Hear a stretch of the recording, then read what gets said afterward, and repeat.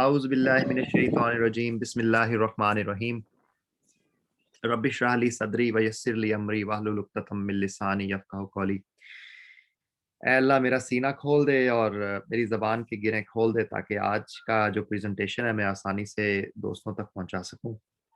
آج ہماری جناب نسبتاً بڑی شارٹ پریزنٹیشن ہوگی، پچھلے ویک کو میں کمپنسیٹ کروں گا پچھلے ویک والی جو تھی ہماری پریزنٹیشن تھوڑی سی لینتھی تھی۔ آج میرا ویسے پلان تھا 2 صورتیں اکٹھی کرنے کا، لیکن میں کافی بیزی میرا ویک رہا تو میں ایک ہی صورت پہ تیار کر سکا ہوں۔ تو آج ہم جو ہے وہ سورہ سبا کی بات کرنے جا رہے ہیں۔ تھوڑا سا آپ لوگوں کو وارم اپ کرتے ہیں پہلے۔ تو یہ بتائیں جی، حضرت داؤد علیہ السلام جو ہیں ان کا پروفیشن کیا تھا؟ بڑا آسان سا سوال ہے جی۔ لوہار لوہار میں ابھی پچھلے دنوں گیا ہوا تھا ادھر نا پاکستان میں، تو ایک بندے سے میں نے نا وہ الماریاں خریدی، تو میں نے اس سے پوچھا، میں نے کہا یار تمہیں پتہ ہے کہ جو تمہارا پروفیشن ہے اس پروفیشن کے نبی کون سے ہیں؟ کہتا جی مجھے تو نہیں پتا۔ میں نے کہا یار حضرت داؤد علیہ السلام ہے جو لوہار کا کام کرتے تھے، اب تم یاد رکھنا۔ کہتا جی اچھا، مجھے تو پتہ نہیں تھا اس بات کا تو یہ سورہ کی آیت نمبر 11 میں اللہ تعالیٰ فرماتے ہیں جی کہ ہم نے لوہے کو، یہ حضرت داؤد علیہ السلام کی بات ہو رہی ہے کہ ہم نے لوہے کو اس کے لیے نرم کر دیا اس ہدایت کے ساتھ کہ زریں بنا اور ان کے حلقے ٹھیک اندازے پر رکھ۔ تو ابھی ہم جو ہے اپنی جو مین سیکشنز ہیں ہماری پریزنٹیشن کے، ان کی طرف موو آن کرتے ہیں جی۔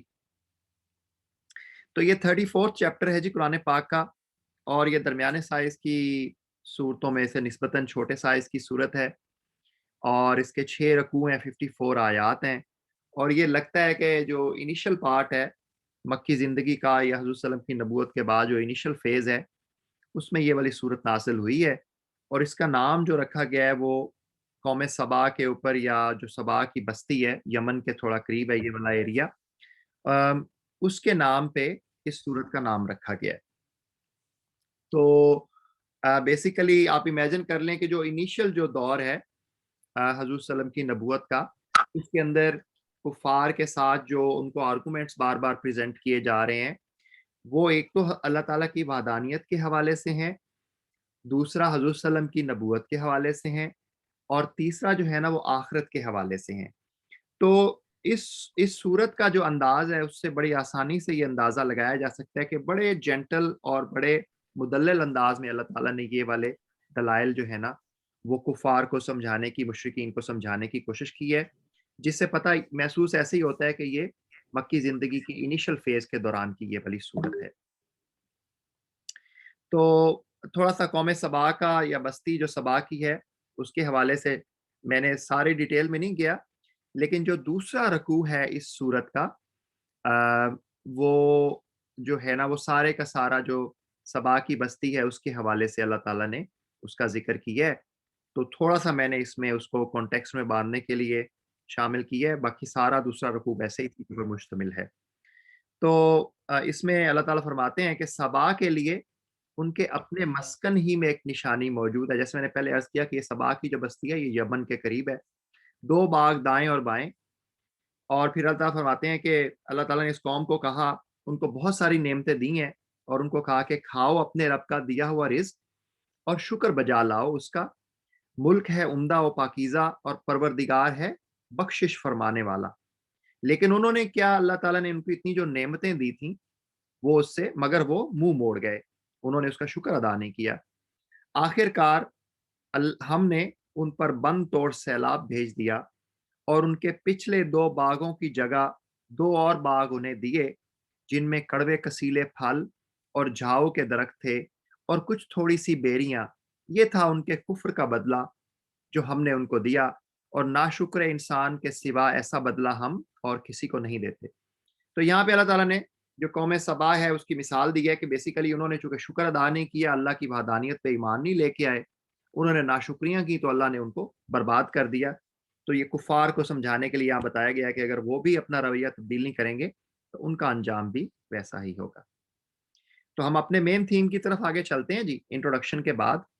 تو اس میں 2 چھوٹے چھوٹے سبجیکٹ ہیں جس کو آج ہم کور کریں گے۔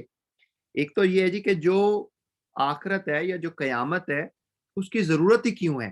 اللہ تعالیٰ نے اس چیز کا یہاں پہ، چونکہ بار بار جو کفار کا جو اعتراض تھا وہ کہتے تھے جی قیامت تو ہو ہی نہیں سکتی، ہمارا جسم سڑ گل جائے گا، ہم نے کیسے آنا ہے دوبارہ دنیا میں؟ تو اللہ نے آیت نمبر 4 اور 5 میں اللہ تعالیٰ فرماتے ہیں کہ اور یہ قیامت اس لیے آئے گی کہ جزا دے اللہ ان لوگوں کو جو ایمان لائے ہیں اور نیک عمل کرتے رہے ہیں، ان کے لیے مغفرت ہے اور رزق کریم۔ اور جن لوگوں نے ہماری آیات کو نیچا دکھانے کے لیے زور لگایا ہے، ان کے لیے بدترین قسم کا دردناک عذاب ہے۔ تو یہ قیامت کی ضرورت کیوں ہے؟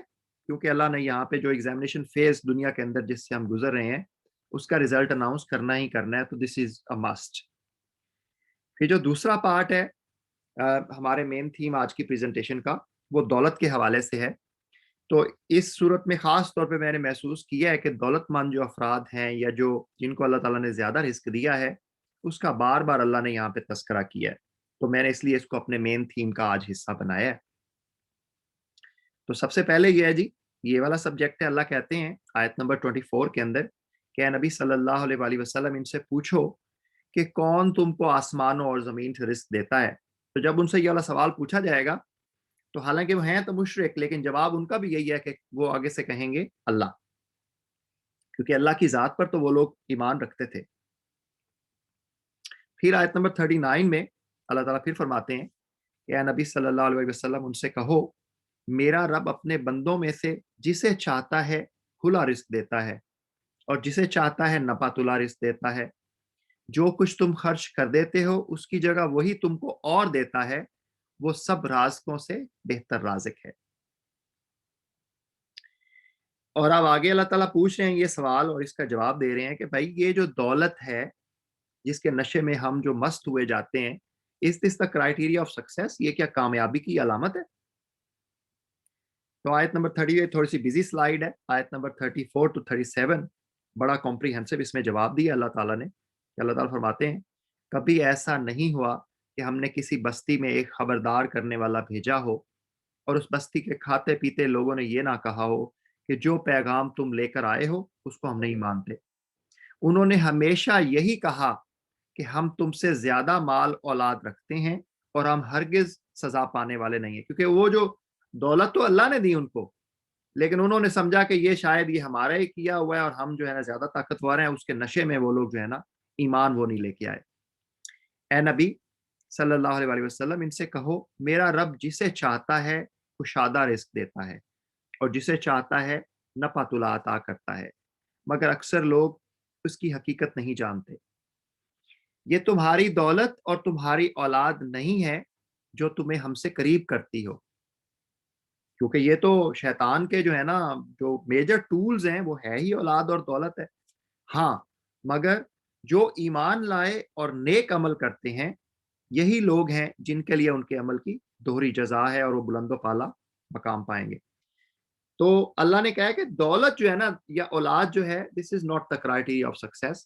کرائٹیریا آف سکسیس یہ ہے کہ ایمان لے کے آئیں اور نیک اعمال کریں، اس کی وجہ سے آپ کو جزا ملے گی۔ تو یہ اللہ تعالیٰ نے بڑی زور سے جھنجھوڑا ہے، اور اس آیت سے آپ یہ بھی دیکھ سکتے ہیں کہ جو بھی رچ لوگ ہیں، میجورٹی کی بات یہاں پہ اللہ تعالیٰ نے کی ہے، یا جو سردار ہوتے تھے یا جو امام ہوتے تھے قوموں کے، انہوں نے ہمیشہ جو ہے نا ایمان پہلے لانے سے کرنی کترائی ہے، اور ہمیشہ اللہ نے پھر ان کو سزا دیا۔ تو میجورٹی آف رچ پیپل جو ہے ان کا رویہ یہی رہا ہے جو اللہ نے ریفلیکٹ کیا اس آیت کے اندر۔ اب ان کے لیے پھر اللہ نے کیا کہا ہے جی کہ میں نے یہ ان کے رویے کا ان کا اس کا نتیجہ کیا ہے وہ بھی دیکھ لیں۔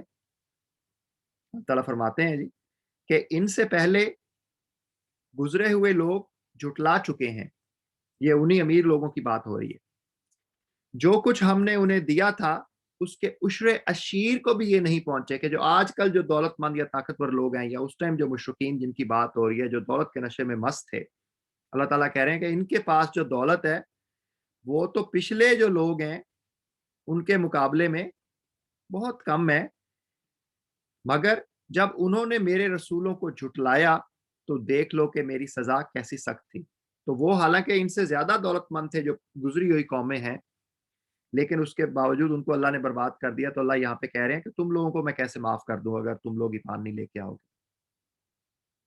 تو یہ ہمارا مین تھیم کے 2 چھوٹے-چھوٹے ٹاپک تھے.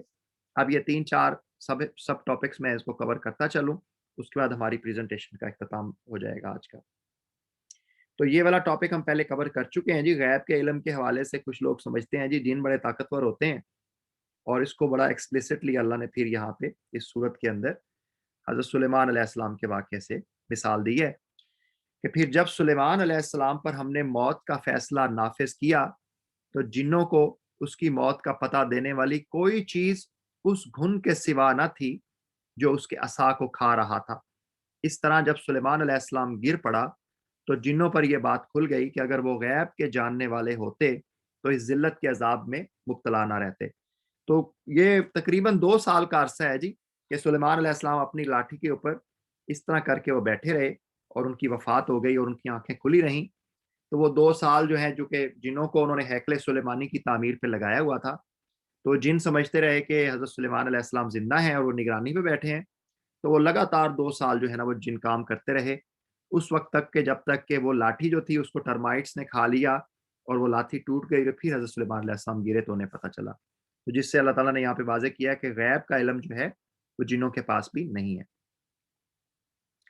اچھا جی، جو لیڈرز ہوتے ہیں، جو کسی بھی قوم کے امام ہوتے ہیں، ان پر بڑی جو ہے نا وہ رسپانسبلٹی ہوتی ہے اور انہوں نے اپنی قوم کو لے کر چلنا ہوتا ہے. تو جس راستے پر وہ جائیں ان کی قوم جائے گی اس میں سے کچھ رسپانسبلٹی وہ بھی شیئر کریں گے.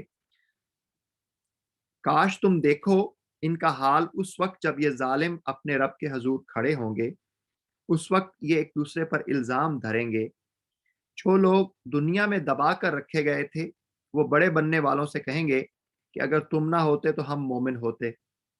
وہ بڑے بننے والے ان دبے ہوئے لوگوں کو جواب دیں گے، کیا ہم نے تمہیں اس ہدایت سے روکا تھا جو تمہارے پاس آئی تھی؟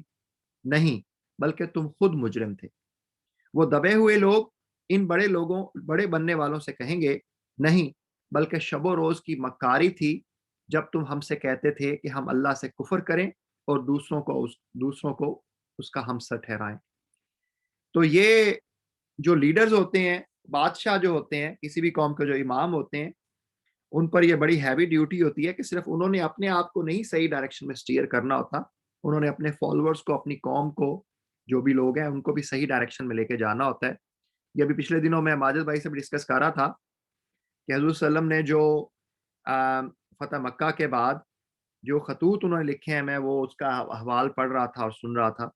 تو اس میں حضور صلی اللہ علیہ وسلم نے کیسر روم کو لکھا ہے یا شاہ ایران کو یا جتنے لوگوں کو بھی انہوں نے اپنے خطوط لکھے ہیں، انہوں نے بسم اللہ کے بعد اس میں مین سبجیکٹ جو ہے، ایک تو پہلے انہوں نے یہ والا سبجیکٹ جو ہے کامنالٹی کی بات کی ہے کہ جو ہے نا تم میں اور ہم میں کامن کیا چیز ہے کہ تم لوگ بھی اللہ پہ ایمان رکھتے ہو اور ہم بھی رکھتے ہیں، تو لیٹس موو آن. پہلے کامنالٹی کی بات کی ہے.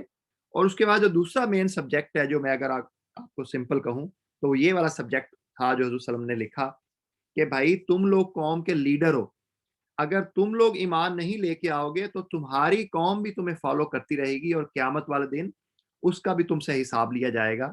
لہٰذا تم ایمان لے آؤ گے تو تمہاری قوم بھی ایمان لے آئے گی، تو تم لوگوں کو اس کا اجر ملے گا. اور اگر تم نہیں ایمان لاؤ گے تو تمہاری قوم کا وبال بھی تمہارے پہ پڑے گا. تو ہر خط کا جو متن تھا اس میں حضور صلی اللہ علیہ وسلم نے یہ والی بات مینشن کی ہوئی ہے.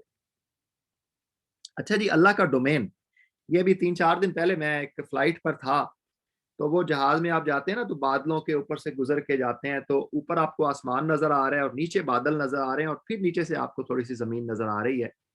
تو میں یہ سارا نظارہ ونڈو سے دیکھ رہا تھا، تو بالکل یہ والی جو ہے نا یہ آیت میرے دل و دماغ میں اس ٹائم گونج رہی تھی کہ اللہ کا ڈومین، اللہ نے جو ہے نا اپنے طاقت کا اظہار ایک تو بڑا ہی اسٹرانگ الفاظ میں اس آیت کے اندر کیا ہے. اللہ تعالیٰ فرماتے ہیں، کیا انہوں نے کبھی اس آسمان اور زمین کو نہیں دیکھا جو انہیں آگے اور پیچھے سے گھیرے ہوئے ہے؟ ہم چاہیں تو انہیں زمین میں دھسا دیں یا آسمان کے کچھ ٹکڑے ان پر گرا دیں. در حقیقت اس میں ایک نشانی ہے ہر اس بندے کے لیے جو خدا کی طرف رجوع کرنے والا ہو. اسی طرح یہ اسی کی ملتی جلتی ایک اور بڑی زبردست آیت ہے قرآن کے اندر. اللہ تعالیٰ فرماتے ہیں کہ بھائی تم لوگ اگر مجھ پہ ایمان نہیں لاتے تو میرا جو یہ ڈومین ہے نا زمین اور آسمان، اس میں سے باہر نکل کے دکھاؤ. تو یہ ایسی کو پاورفل اللہ نے اپنا یہاں کے ایکسپریشن بیان کیا ہے نا کہ میرے ڈومین سے, میری قدرت سے جو ہے نا تم لوگ نکل ہی نہیں سکتے, پھر تم لوگ کیوں نہیں میرے پر ایمان لے کے آتے. اچھا جی, یہ فائنلٹی آف پروفٹ ہم نے سورہ احزاب کے اندر اس سبجیکٹ کو کور کیا تھا, بڑے ایکسپلیسٹلی اللہ نے وہاں پہ مینشن کیا ہے. لیکن میں نے جیسے پہلے عرض کیا تھا کہ ویسے تو قرآن پاک میں جگہ جگہ جو ہے نا حضور صلی اللہ علیہ وسلم کی فائنلٹی کے اوپر آیات ہیں. اسی طرح سے ایک اور حوالہ اس سورت کے اندر بھی ہے جی. اللہ تعالیٰ فرماتے ہیں, اور یہ بڑی فیمس آیت ہے, آیت نمبر 28, وما ارسلناک الا کافۃ للناس بشیرا ونذیرا. تو یہ اللہ تعالیٰ یہاں پہ فرماتے ہیں کہ اے نبی صلی اللہ علیہ وسلم, ہم نے تم کو تمام ہی انسانوں کے لیے بشیر و نذیر بنا کر بھیجا ہے, مگر اکثر لوگ نہیں جانتے. کیونکہ جو پہلے نبی آئے ہیں وہ کسی ایک قوم کے لیے, کسی ایک جو ہے علاقے کے لیے ہوتے تھے, کسی ایک ریجن کے لیے. لیکن حضور صلی اللہ علیہ وسلم آخری نبی ہیں, تو ان کو اللہ تعالیٰ کہہ رہے ہیں کہ تمام انسانوں کے لیے, اور جو رہتی دنیا تک جو ہے وہ حضور صلی اللہ علیہ وسلم کو اللہ تعالیٰ نے بشیر اور نذیر بنا کر بھیجا ہے. اس کے بعد کوئی اور نہ آئے گا, نہ ہی اس کی کوئی ضرورت محسوس ہوتی ہے. تو یہ ہمارا آج کا لاسٹ سبجیکٹ ہے جی, صدق اللہ العلی العظیم. ٹیک ہوم میسیجز یہی ہیں جی, دو موٹے موٹے جو مین ہیں وہ یہ ہے جی کہ دولت وہ کامیابی کی علامت قطعاً نہ تھی اور نہ ہے اور نہ ہی کبھی ہوگی. اس کو آپ ذہن میں رکھیں. اور دوسری بات یہ ہے جی, قیامت آنی ہی آنی ہے, اور اس کی وجہ یہی ہے کہ جس ایگزامینیشن فیز سے ہم لوگ گزر رہے ہیں اس کا نتیجہ اللہ تعالیٰ نے اناؤنس کرنا ہی کرنا ہے. تو جو کچھ میں نے آج پڑھا ہے, اللہ تعالیٰ اس کو سمجھنے کی, اس پر عمل کرنے کی اور آگے پہنچانے کی ہمیں توفیق عطا فرمائے. میری غلطیوں کوتاہیوں کی میں پہلے رب سے اور اس کے بعد آپ لوگوں سے معافی چاہتا ہوں. یہ شارٹ سی پریزنٹیشن ہے آج ہماری. اگر آپ لوگوں کے کوئی کمنٹس ہیں, کوئی کویسچنز ہیں, تو میں حاضر خدمت ہوں. اپنا مائک انمیوٹ کر کے پوچھیے گا, یہ کہیے گا. بہت شکریہ جناب, جزاک اللہ خیر. شکریہ جناب, جزاک اللہ. ڈاکٹر صاحب بہت شکریہ ڈاکٹر صاحب, ویری نائس, تھینک یو, جزاک اللہ خیر. چلیں جی, اگر آپ لوگوں کے کوئی کویسچنز نہیں ہیں تو پھر ہم آج کے سیشن کو کلوز کرتے ہیں. نیکسٹ ویک انشاءاللہ میری کوشش ہوگی کہ ایک بڑی, ویسے تو ساری صورتیں ہی ہیں, لیکن سورہ یاسین آگے آ رہی ہے, تو میری کوشش ہوگی کہ سورہ فاطر کو تھوڑا سا ٹچ کر کے سورہ یاسین ہم کر لیں, یا پھر شاید سورہ فاطر ہی ہم کریں گے نیکسٹ ٹائم. تو انشاءاللہ اسی ٹائم پہ دوبارہ ملاقات ہوتی ہے. السلام علیکم. انشاءاللہ. وعلیکم السلام. وعلیکم السلام.